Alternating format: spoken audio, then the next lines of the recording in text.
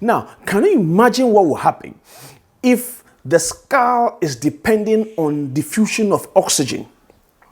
Probably would have gone mad by now, because the quantity or the volume of oxygen required for the brain to function cannot diffuse through the skull. And therefore, there's a need for a transport system. Now, this transport system is going to carry dissolved materials around the organism.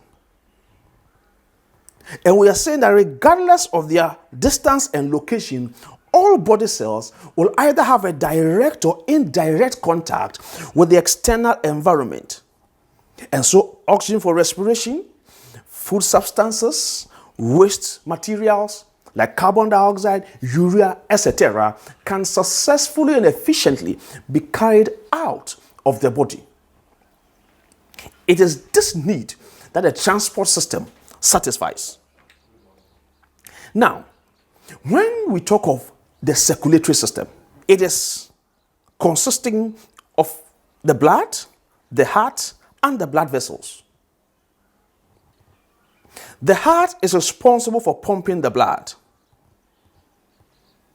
And then the blood vessels would connect the heart and the various organs and tissues and cells around the body, so that the composition is moved there, and whatever waste that is generated is also moved away. That is the circulatory system. So let us look at the functions of blood. Because we are picking the blood today, the next time we meet, we'll discuss the heart, and then we shall go on to look at the blood vessels. Now, the human body contains about 5 to 6 liters of blood. And I'm summarizing their functions into these 5. So, transportation of substances throughout the body. And we can mention oxygen, we can mention carbon dioxide, we can mention wastes, we can mention hormones, etc.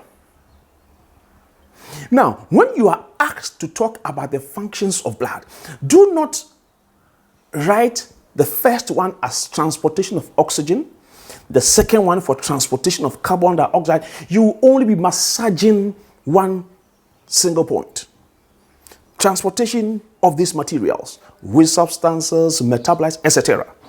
Then we can talk of the protection that the circulatory system offers, called clotting.